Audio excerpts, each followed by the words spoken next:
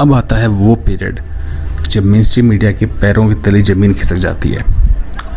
अब हम बात कर रहे हैं सोशल मीडिया के एज की।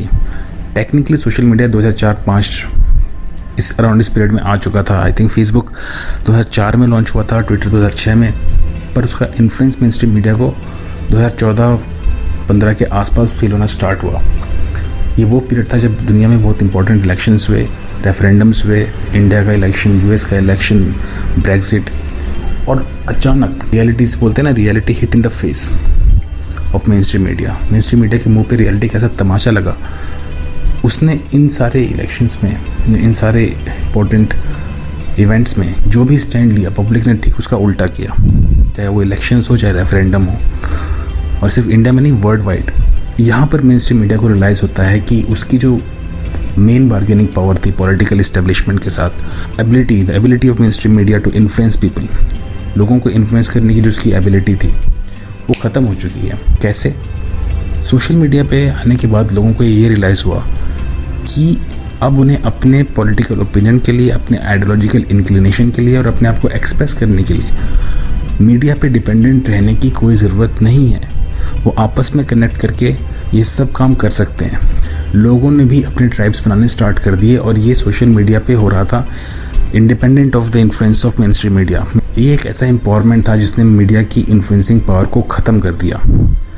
और जैसे ही मीडिया की बार्गेनिंग पावर ख़त्म हुई, तब मीडिया अपने सर्वाइवल की लास्ट स्टेज पे पहुंचा, जिसे मैं कहता हूँ desperate to survive.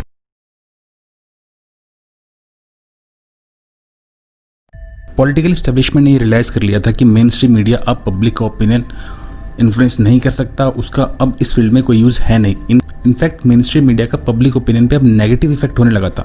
Main stream media जिस भी चीज़ को एंडोर्स करती है, पब्लिक का उसके अगेंस्ट जाने के ज़्यादा चांसेस हैं। हाथ नहीं लगाने का, बात को समझाने तो दे। अबे मरे हुए कौवे के पंख, तू मुझे समझाएगा? धक्का नहीं देने का, बात को समझाने तो दे। तो नेचुरल था कि ऐसे केस में पॉलिटिकल एस्टेब्लिशमेंट भी सोशल मीडिया पे ही शिफ्ट हो गया। लगभग सारा पॉलिटिकल एस्टेब्लिशमेंट पूरी दुनिया में सोशल मीडिया पे शिफ्ट हो चुका है। पब्लिक और पॉलिटिशियंस, पब्लिक और उनके रिप्रेजेंटेटिव सब डायरेक्टली इंगेज करते हैं। मीडिया उस पर सिर्फ रिपोर्ट करता है। तो जो मीडिया का ये मिडलमैन वाला रोल था, वो रोल अब ख़त्म हो गया। और जब किसी भी ट्रांजैक्शन से मिडलमैन का हटना अच्छा होता है, तो ये डायरेक्ट इंगेजमेंट बिटवीन पॉलिटिशियंस और पब्लिक, ये डेमोक्रेसी के लिए भी अच्छा ही है। तो अब मेन स्ट्रीम मीडिया के सामने सबसे बड़ी प्रॉब्लम थी सर्वाइवल, कि अब सर्वाइव कैसे करें। लोग न्यूज़ भी सोशल मीडिया से गैदर कर रहे हैं, लोग पॉलिटिशियन से इंटरेक्ट भी डायरेक्ट सोशल मीडिया से कर रहे हैं, लोग अपने सेलिब्रिटीज़ को फॉलो करते हैं उनसे भी डायरेक्ट सोशल मीडिया से ही कर रहे हैं, आपस में भी लोग डायरेक्टली कनेक्ट कर रहे हैं, अपने ओपिनियंस भी डायरेक्टली फॉर्म कर रहे हैं। तो मेन स्ट्रीम मीडिया का रोल रह क्या गया? यहाँ पे उसके सर्वाइवल पे एक बहुत बड़ा सवाल खड़ा हो जाता है। अब मेन स्ट्रीम मीडिया रियलाइज़ करता है कि अगर उसे सर्वाइव करना है तो उसे पैसे की ज़रूरत है, और पैसा आता है दो चीज़ों से, व्यूअरशिप और फंडिंग। व्यूअरशिप यानी टीआरपी, आपकी टीआरपी जितना हाई, पैसा उतना ज़्यादा। और टीआरपी कैसे क्रिएट की जाती है? कंट्रोवर्सी से। आप जितना ज़्यादा कंट्रोवर्सी क्रिएट करेंगे, जितना आउटरीच क्रिएट करेंगे, उतना लोग आपको नोटिस करेंगे। जैसे मैंने कहा ना कि पहले कि पब्लिक अगर आपको नोटिस नहीं कर रही है तो आप कुछ ऐसा करें कि पब्लिक आपको नोटिस करे। अब बिग बॉस का एग्जांपल लीजिए। बिग बॉस की व्यूअरशिप इतनी ज़्यादा क्यों है? घर में 3 महीने रहना है, सारे इस्टेब्लिश्ड एक्टर्स वगैरह ही होते हैं या फेमस सेलिब्रिटीज़ ही होती हैं। फेमस तो छोड़ी, तो मतलब सेलिब्रिटीज़ तो होती हैं एटलीस्ट, किसी भी फील्ड से हो। तो 3 महीने घर में आराम से रह सकते हैं ना। खाना बनाना है, कुछ टास्क करना, इतना ही तो है। तो उसमें इतना लड़ाई झगड़ा, हल्ला गुल्ला क्यों? क्योंकि अगर वो 3 महीने आराम से घर पे रहेंगे ना, तो उनकी व्यूअरशिप नहीं आएगी, आप ही लोग नहीं देखोगे उसको। लोगों को खाना खाते देखने में क्या मज़ा आता है आपको? इसीलिए वहाँ पे लड़ाई झगड़ा होता है, कंट्रोवर्सीज होती हैं, उनसे आती है उनकी व्यूअरशिप। इस बार का बिग बॉस की व्यूअरशिप रिकॉर्ड ब्रेकिंग थी। किस लिए? क्योंकि इस बार सबसे ज़्यादा लड़ाइयाँ हुई। सेम चीज़ प्राइम टाइम शोज़ में भी फॉलो की जाती है। बस डिफरेंस इतना है कि वहाँ पे एक्टर्स होते हैं, यहाँ पे आपके पास पॉलिटिशियंस हैं, उनसे पॉलिटिकल पार्टी से जुड़े हुए लोग हैं, और वो किसी न्यूज़ की बेसिस पे आउटरीच करते हैं। जो आइडियोलॉजिकल ट्राइबलिज्म है, वहाँ से आती है फंडिंग। अब पब्लिक का ओपिनियन तो आप इन्फ्लुएंस नहीं कर सकते, तो आप फंडिंग कैसे लोगे? पॉलिटिकल पार्टी से या फिर पब्लिक से कैसे फंडिंग लोगे? उसके लिए मेन स्ट्रीम मीडिया डिसाइड करता है कि जो पहले एक पर्दा था न्यूट्रलिटी का, आप ओपनली क्लेम नहीं करते थे अपने बायस को, आप तो अब क्या है, उन्होंने वो पर्दा हटा दिया है और ओपनली बोल रहे हैं पब्लिक को कि हमारा ये आइडियोलॉजिकल इंक्लिनेशन है।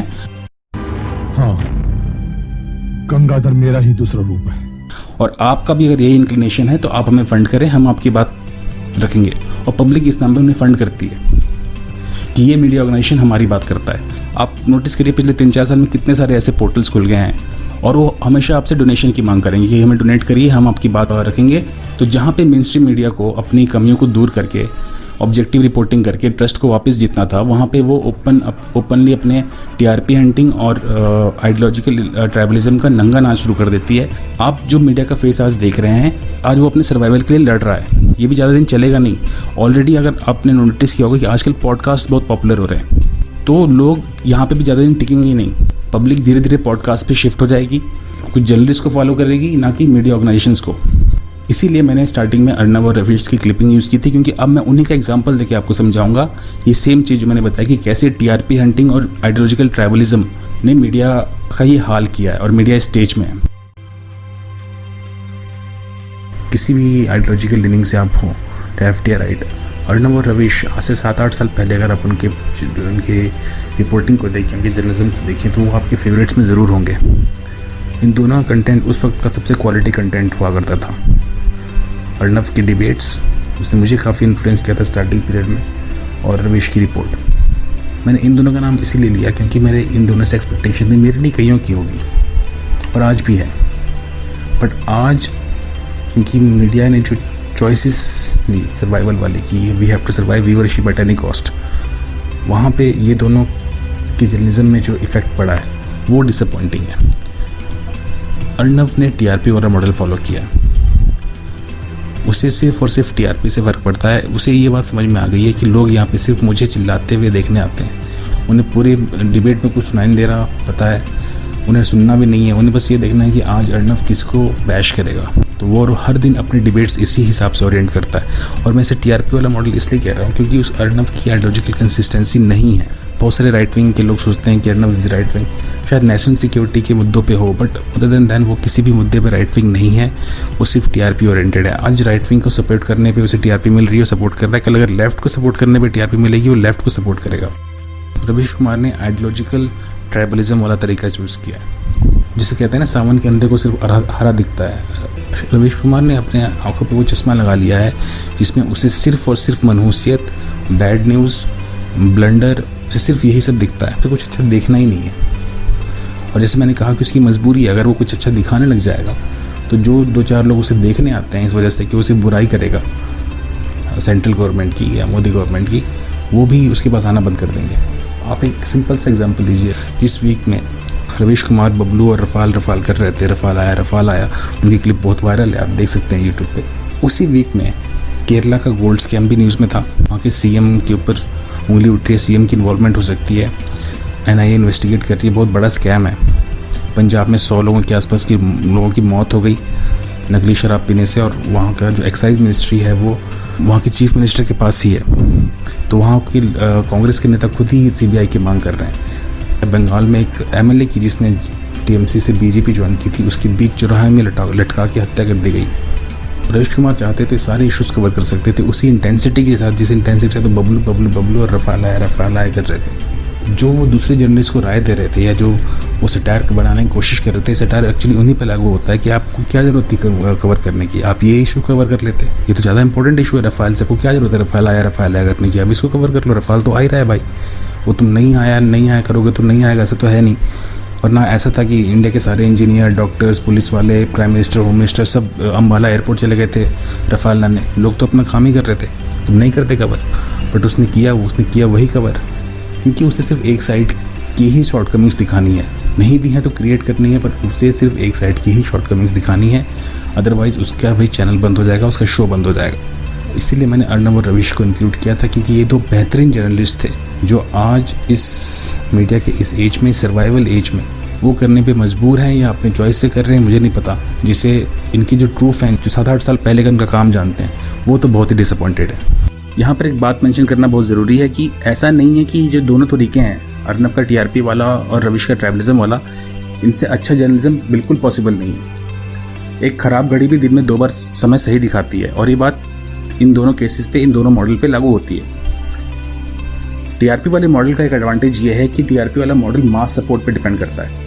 तो अगर कोई ऐसा केस आए जहाँ पे पब्लिक का अनडिवाइडेड सपोर्ट हो आपके साथ, वहाँ पर एंकर को ये फ्रीडम मिल जाती है कि वो चाहे तो पॉलिटिकल एस्टेब्लिशमेंट की क्लास लगा दे। और इसका सबसे अच्छा एग्जाम्पल है सुशांत सिंह राजपूत का केस।